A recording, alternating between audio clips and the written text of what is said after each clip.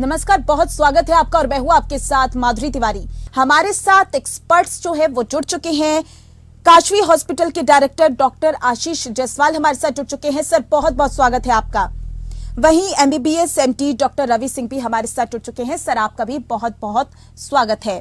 आशीष जी, पहले आपके पास आऊंगी मैं, क्योंकि लगातार मामले बढ़ रहे हैं, लेकिन प्रदूषण भी एक कारण बताया जा रहा है हार्ट अटैक के मामले बढ़ने का। देखिए क्या होता है, जो PM 2.5 है, बहुत सी रिसर्चेस आई हैं जिसमें उन्होंने एक इनडायरेक्ट रिलेशनशिप इन्होंने बताया हुआ है कि जब भी PM 2.5 का अगर घंटों से ज्यादा, अगर हफ्ते के में भी अगर हम लोग इसके अंदर एक्सपोजर ज्यादा हो जाता है तो कार्डिक जो प्रॉब्लम है, जो कार्डिक पैथोलॉजी है, जो हमारा मेटाबॉलिज्म है कार्डिक का, उसमें ऑल्ट्रेशन आ सकता है जी। केवल इससे हार्ट अटैक आ जाएगा तो केवल एक ही कॉन्ट्रीब्यूटरी फैक्टर नहीं है, इसमें बहुत से फैक्टर्स हैं जो हम लोगों के साथ काम करते हैं। देखिए जो ये मौसम आता है, जब भी ये ठंडक का मौसम आता है, इसमें वैसे भी जो कार्डिक डिजीजेज है वो बहुत ज्यादा बढ़ जाती है। इसीलिए डॉक्टर्स साथ में यही बोलते हैं, जब भी पॉल्यूशन बढ़े या ठंडक में आप अपना का जो भी अपनी प्रॉपर मेडिकेशन है उसको कम ना करें। और सेकेंडली, जब ये PM 2.5 जैसे जिसका लेवल बढ़ेगा वैसे वैसे ही हमारे अंदर जो ये चेस्ट में टाइटनेस, जो ये सारी प्रॉब्लम बढ़ जाएगी। इसमें से कुछ परसेंट जो कार्डिक रिस्क फैक्टर्स होते हैं उसके अंदर का हार्ट अटैक के चांसेस आ सकते हैं। केवल ये कहना कि पॉल्यूशन से सबको हार्ट अटैक आ जाएगा, ये कहना गलत है, जनरलाइज करना गलत है।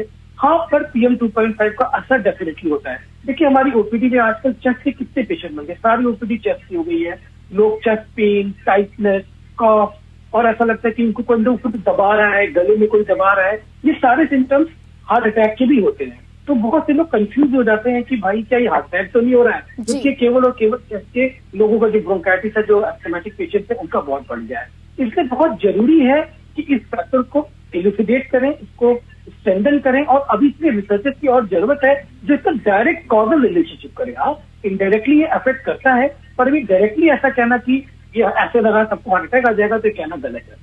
हमारे साथ बने रहिएगा। डॉक्टर आशीष जी भी हमारे साथ लगातार बने हुए हैं, क्योंकि आपने सुना डॉक्टर रवि ने क्या कहा कि कोविड के बाद हमने देखा है कि जो कम उम्र के युवा है उनमें ऐसे मामले ज्यादा बढ़ते हुए नजर आए। सर, धारणा ऐसी भी है कि जो कोविड वैक्सीन रही है उसके भी साइड इफेक्ट है ये?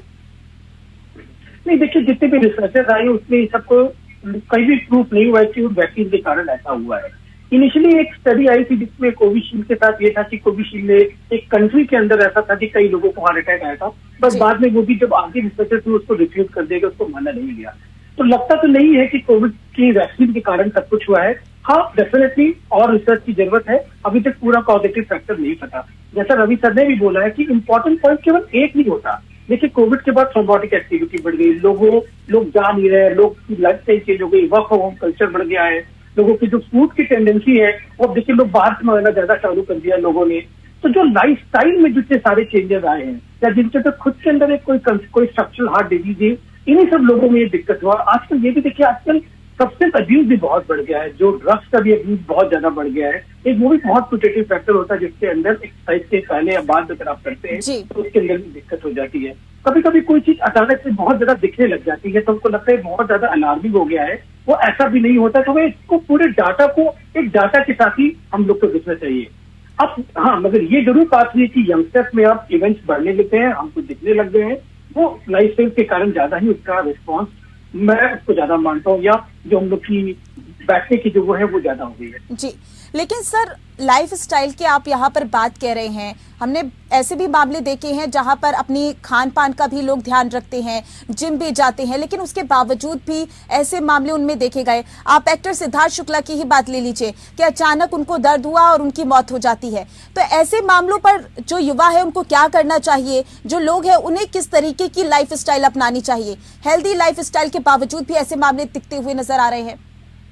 देखिए सबसे इम्पोर्टेंट इसके अंदर होता है, सर ने ही बोला है कि क्या घर में कभी किसी को कार्डिक डिजीज की हिस्ट्री है कि नहीं ना, क्योंकि बहुत सी कंजेनाइटल स्ट्रक्चरल हार्ट डिजीज होती है जो फैमिली में रन करते हैं, तो वो सबसे इम्पोर्टेंट है। सेकंड पॉइंट जो सबसे इम्पोर्टेंट है कि जब भी आप कोई नया रेजिमेंट ज्वाइन करें तो जरूर अपने डॉक्टर को दिखाएं, या एक बार अपने को जरूर से वेरीफाई कर ले क्या is I am fit for this much of exercise. देखिए कोविड के बाद क्या वो लोगों ने बहुत एक्सटर्नल एक्सरसाइज चालू कर दी। पहले भी लोग एक्सरसाइज करते थे पर उनका रेजिमेंट इतना हार्ड नहीं होता था। आप लोग चाहते हैं कि पहले दिन में ही अपना सारा का सारा एक्सरसाइज जो हमने 2-3 साल में नहीं किया उसको करना चालू कर दे। लोग डर के कारण ज्यादा काम करने लग गए, एक वो भी बहुत बड़ा फैक्टर है। प्लस इसके अंदर कुछ लोग, जो मैंने पहले ही बोला, कुछ सब्सटेंस अब्यूज होते हैं, जो कुछ ड्रग्स होती है जिनके कारण भी ये दिक्कत हो सकती है, उनका भी लोगों में देखा गया है, कुछ सुपरस्टार को भी उसका भी सेवन पाया गया था बाद में। तो बहुत मल्टी फैक्टोरियल है। केवल ये कहना कि एक्सरसाइज से हार्ट अटैक हो रहा है तो एकदम गलत है। इंपॉर्टेंट ये है कि आप धीरे धीरे अपने एक्सरसाइज चालू करें। अगर आप ट्रेडमिल कर रहे हैं तो पहले 3 की स्पीड पे दौड़े, फिर 5 की, फिर 7 की, पहले 10 मिनट चले, फिर 15 मिनट चले। अपने को धीरे धीरे रेगुलेटेड एक्सरसाइज करें और अपने हार्ट, अपने बॉडी को देखिए तो बॉडी एक्सरसाइज करने के साथ है कि नहीं ना। अगर आप ये छोटी छोटी चीजें फॉलो करेंगे तो डेफिनेटली इंपॉर्टेंट होगा। देखिए डाइट में भी लोग आजकल कितना बाहर जंक फूड का कल्चर बढ़ गया है, तो अगर हम लोग अपने पुराने नॉर्मल करेंगे उसका भी हमको फायदा मिलेगा। ये सब चीजें एक ही कोई फैक्टर नहीं होता है, मल्टी फैक्टोरियल चीजें हैं, हमें सब चीजों को असेस करना पड़ेगा इसके लिए। इनफैक्ट देखिए जो कार्डियक डिजीज है उसके अंदर सबसे इम्पोर्टेंट सिगरेट स्मोकिंग बहुत बड़ा रिस्क फैक्टर है कार्डियक डिजीज के लिए। अब देखिए कितना ज्यादा सिगरेट स्मोकिंग बढ़ गया है हम लोगों के सब में, तो सिगरेट स्मोकिंग भी एक बड़ा फैक्टर है। अल्कोहल का यूज कितना बढ़ गया है वो भी एक रिस्क फैक्टर है उसके लिए। सेकंड, इतना पॉल्यूशन देखिए बढ़ता चला जा रहा है, PM 2.5 भी एक रिस्क फैक्टर है। ये सारे रिस्क फैक्टर्स हैं, किसी एक फैक्टर को हम किसी का एसोसिएट नहीं कर सकते, सभी को मिला के हमें पूरी की पूरी पिक्चर देखनी चाहिए। क्योंकि आजकल के जो युवा है वो घर के खाने के बजाय बाहर का खाना खाने लगे हैं, क्या ये भी मुख्य कारण है? डेफिनेटली बहुत बड़ा रिस्क फैक्टर है, तो हम लोग बाहर की डाइट बहुत ज्यादा खा रहे हैं जी। देखिए जो अब आजकल एक और ही बड़ा इश्यू है कि जो आजकल एडल्ट्रेशन इतना ज्यादा है, मिलावट भी इतना ज्यादा है कि आप क्या खा रहे हैं आपको वो भी नहीं पता है।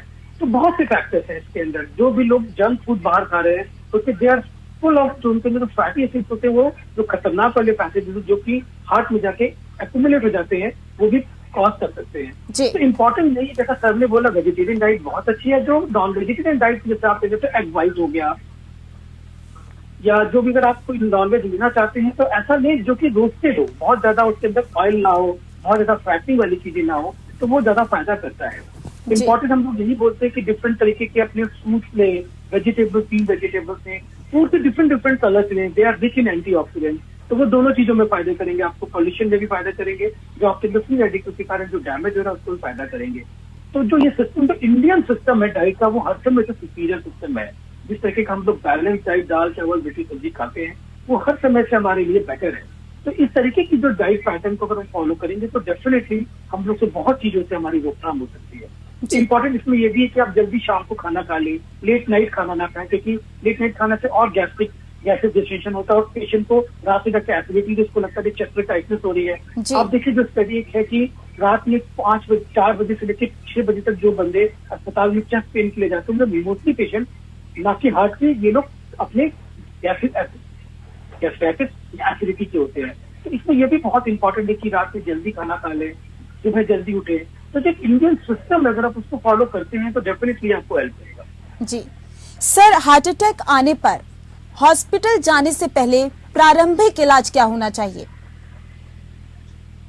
देखिए इसमें सबसे इम्पोर्टेंट, अगर हम लोग कोई रिस्क फैक्टर है तो इसमें कुछ दवाएं हैं जिसको हम लोग सिर्फ 4 पिल्स का बर्डन होता है, कोई कॉम्बिनेशन पैक होता है, वो हम यूजुअली बोलते हैं दे सकते हैं। पर इसको भी बहुत ज्यादा असेस करके किसी नॉर्मल को भी देने से कोई फायदा नहीं है। जो ये पिल है जिसमें हम लोग इकोस्प्रिन, क्लोपिडोग्रेल और एटोरवास्टैटिन, ये 3 दवाएं हैं जो यूजुअली डॉक्टर पेशेंट्स को बोलते भी हैं आप अपने पास रखें, ये उस समय ले सकते हैं। ये उस समय तक तो क्लॉटिंग हो रही हो उसमें ये हेल्प करेगा। ये जो दवा है कोरोनरी आर्टरी डिजीज के में हेल्प करेंगी।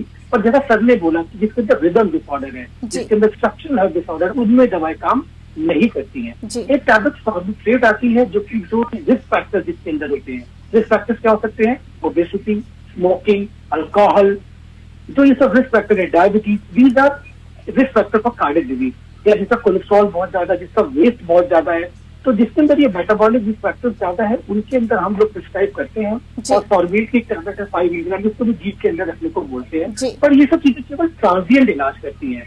आपने को तुरंत ही वहां जाके किसी अस्पताल में नियरेस्ट जाके एक कंसल्टेशन लेना बहुत जरूरी होता है। जी ठीक है, बहुत बहुत शुक्रिया आप दोनों मेहमानों का हमारे साथ जुड़ने के लिए और तमाम जानकारी देने के लिए। और फिलहाल के लिए बस इतना ही। नमस्कार।